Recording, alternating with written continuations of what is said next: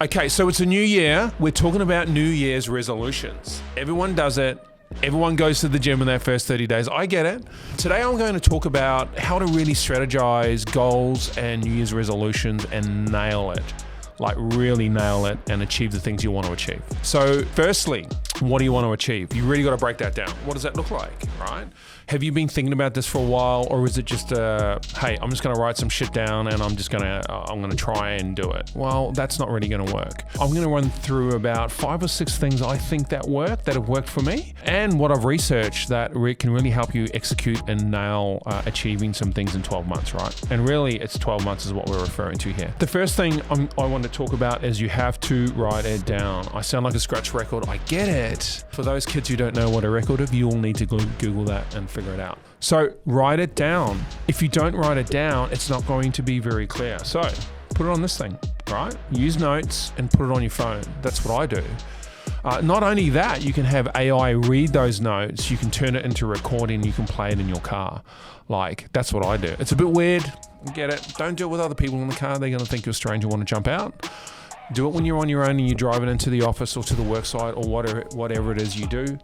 So, and then listen to it, right? But you have to write it down. Write it in notes, put it on your whiteboard, hang it on your mirror in the morning. It's got to be everywhere and you have to look at it every day. So if you're going to put it on this device, what I do is I set up a reminder to read it every day. After 30 days, once you've formed a habit, you can just get rid of that reminder, and then it's just going to default into something that you do every day just based on behavior and habit. So what are you going to write on the list? What are you going to write on the list? Really, really important. Here's my deal, right? This is what I do. I'll write down 20 to 25 things. And then what I do is I think about those things over a period of time. It might be 2 or 3 days, could be a week. And I start to really highlight and break them down, right? So, because 3 components of a goal actually might be one goal. So you've really got to think about that. You want to try and get it to about 3 to 5 things only. Like, what are the 3 to 5 things that are really going to change your life? Like, who are you? What do you want? Do you want to achieve it for yourself? Is it for your family? Is it for your business? Is it something to do with your children? Is it emotional? Is it practical? Is it financial? Look, financial goals are fine. You should write them down. I don't think a lot of people do, because look, they think there's something in there. I just don't want to make about money. I really want to have a great holiday and I want to take the family overseas to France and build memories. Well, that's great, but guess what? That costs money.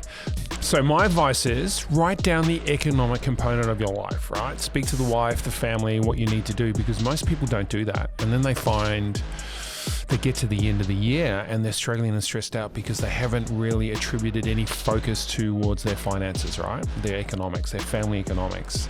So I highly advise that if you're going to write your goals for this year, is to please write down your economic goals, what you want to save and what you want to earn. I think that's just really important. I just wanted to touch on that a little bit. Look, your goals are up to you, but I think more people should talk about money inside the family, inside the relationship with your partner. It just creates a lot more clarity, and it's okay to use candor to do that and be candid about money, right? That's just a little bit of advice from me. The most important piece of goal setting and New Year's resolutions is execution. Execution. Like, I couldn't put any more emphasis on how important that is. I think it's important in every component of life, personal life, business life, commercial, financial, relationship, marriage, whatever you want to call it, or whatever space it may be.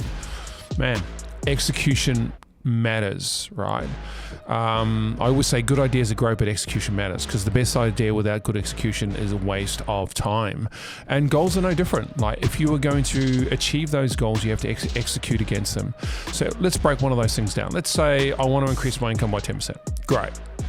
So that's $10,000. Let's say it's a $10,000 pay increase this year. That's one of your goals and one of your New Year's resolutions, right? Here's the thing: resolutions and goals are sort of the same thing.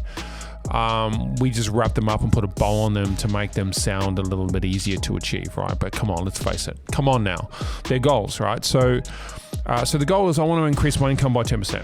$10,000, right? So what are you going to do that? As I said, put it in your notes, write it down, get frequent with it, read it all the time, tell people about it, get them to hold you accountable, right? This is the formula, guys. It works every single time. Now you need to execute against it. So you need to write down a plan, right? So the goals are one thing, but you need a plan to support it, because the plan is what you execute against. So it might be update my resume. So that's number 1 on your plan. Number 2 is I've got no skill set. Oh, and I've got no qualifications. So number 2 on the plan is go and do a course. Put that on the resume. So lift your attraction. You know, that's part of the strategy and part of the plan, which is attached to the goal. How simple is that, right? The next thing, I'm going to apply for 3 jobs every week. So on Saturday mornings at 9 a.m., I'm going to get my cup of tea, I'm going to get my cup of coffee, I'm going to sit in front of my laptop, and I'm going to apply for a minimum of 3 jobs every single week. That's 12 jobs a month. You will find a pay increase job earning 10,000, if not more, in that year. I guarantee you, because the activity's there. That means the execution is working, right? The execution against good actions and activity deliver the goal, which is the result, right? So don't forget to do that. Don't write them all down. Never look at them. Look at them every now and then. Talk about them to a few people over drinks, over dinner, and then by March, you're out. You're running and chasing unicorns and doing something else and getting back into the life that you had the last previous 5 years. And then you get to the end of the year, scratching your head, go, shit, what the fuck happened to the year? I've achieved nothing. I'm doing exactly the same thing. All the goals I wanted to do, I didn't get them. Why? Because you didn't focus on them, right? You didn't hold yourself accountable to them. You probably didn't even write them down. So do yourself a favor. If you're not going to hold yourself accountable, write them down, be committed, wrap a habit around it, write a plan to and execute against it. Don't do it in the first place.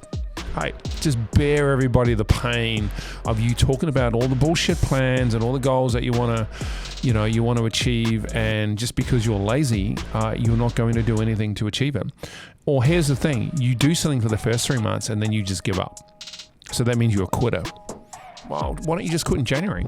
Man, why waste the 3 months? So that's going to be on you. And if that sounds harsh, well, get over it, because to achieve great things is going to require you to be uncomfortable, right? So get uncomfortable and hold yourself accountable, please. That's it. Thank you for joining. I'll see you next time.